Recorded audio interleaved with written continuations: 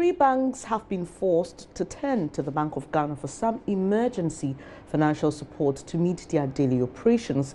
The move has been influenced by what can be termed as panic withdrawals that have hit some local banks.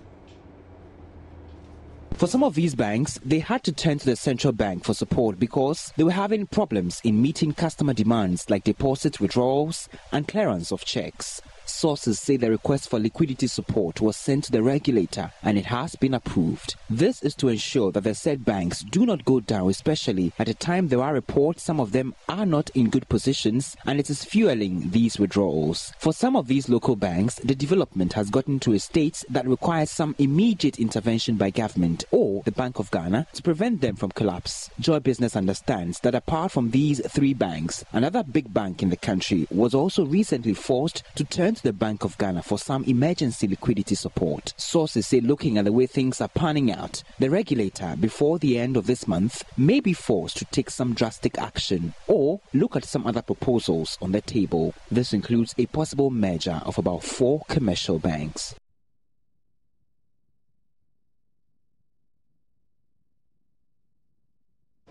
Definitely, we need some understanding of the issues in that report. And George Riafe is editor with Joy Business. He joins me in studio. Hi, George. Hi, Bennett. All right. So we need to understand that banks and financial institutions often ask the central bank for liquidity support. Why is this case any special or peculiar? Well, the challenge here is that the news about some banks going down and the fact that some other ones could also go down is fueling what you call the panic withdrawals. And you have instances when this is not just about third-party conversations, but we've spoken to people directly who can be described as high net worth clients. These are guys who hold a lot of money with some of these local banks and they are pulling out. We've spoken to some banking consultants, we've spoken to some of these bank managers directly, and they've all confirmed how the situation is getting bad for them. So some people within the space, the banking space, are trying to downplay this thing. Oh, it's a normal thing. I mean, not big deal. But then we are trying to tell the story that now the situation has gotten to a level where they have to turn to the Bank of Ghana. I mean, banks go to the Bank of Ghana for financial assistance to meet their daily demands and all the rest. But the peg here, or the issue here, is how the panic withdrawals have forced these banks to turn to the Bank of Ghana for support. And if it hadn't been these panic withdrawals, they might have not turned to the Bank of Ghana for this assistance. Okay. And so you're saying that this goes to confirm the fears of those who were not too sure about the Bank of Ghana's way of dealing with the banks. The recent banking and in any issues. Other markets as well, there will always be the contagion effect. The problem is how do you manage it? But again, it looks like the Bank of Ghana needs to up their education, because we had people, I've spoken to people, I had an investment or I had something, one of these banks that went down. I still have my access to that bank when it was taken over by another bank. So people should get the understanding that no matter what happens, deposits are assured. From what the government has done previously and what the Bank of Ghana has done, no one is going to lose his or her money. If today Bennett's bank goes down and I save with you, I can still have access to my account. And it's that fear and the restriction, because again, if you look at the other side, there are people who are trying to withdraw huge amounts from these banks that have gone down and now consolidated, and there are some restrictions on it. All right, but do we have a response from the Bank of Ghana? We don't have any response from the Bank of Ghana. Okay.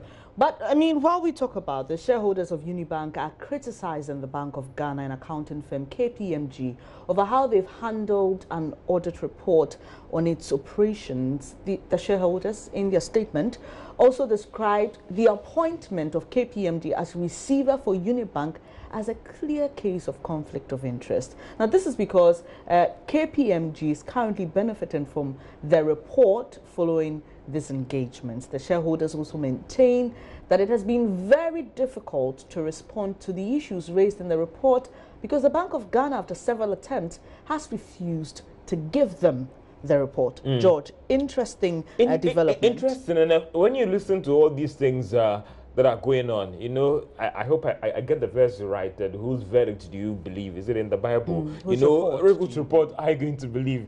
Because when you speak to some of these banks that have gone down, they are saying a different thing. They are even, some instances, they are challenging the Bank of Ghana on the report. If you look at these reports that are out, the builders or whatever, a lot of these banks have all come out to challenge. They didn't speak to us, we are not aware, and all those things. So it's a very difficult thing. How do you assess all these informations that are being put out there? Who is telling us the truth with respect to what has happened? Amabin came out to actually refute all those things that was put in that report. So it's a very difficult thing. Is Unibank telling us the truth? Should we believe the regulator in terms of the things that happened in the bank that actually warranted this regulatory action? So it's a very difficult thing for me personally, trying to see through all this information and reach a certain conclusion that, okay, this person is right, this person is being economical with the truth and all those things. But have the shareholders of Unibank said what they're going to do with regards to moving their concerns beyond? Because clearly, from what we are getting from them, the Bank of Ghana doesn't seem to want to cooperate. I think that what I can say and what I have picked up is that that report that was out wasn't leaked by the Bank of Ghana, and I can tell you that for sure. Okay. It wasn't released by the Bank of Ghana. But with regards to KPMG coming to do the audit and now being receivers and that whole you might raise issues for it. When KPMG was appointed in the first place, was it clear that they will also be appointed as a receiver for these banks? So could it be, and there are other accounting firms, could it be that the Bank of Ghana trusted their work maybe continue? Because there are issues that you can raise the moral argument that why should this company recommend that I should be liquidated and this same company is now taking over to work on my assets? But if you again look at the KPMG report, there were several options. They even made an option about the shareholders themselves recapitalizing the bank. So that final decision as in what we should do with this bank came from the Bank of Ghana. They didn't solely recommend to Bank of Ghana that close this bank down. There were several options, the bridge banking, bring in a strategic investor to try and turn around the bank and all those things. So it will be more of, in terms of business prudence, maybe there might not be anything wrong with that, but the moral argument maybe can be raised. And George, we also don't have a response from the BOG on this. We don't have a response from the BOG on this one, no.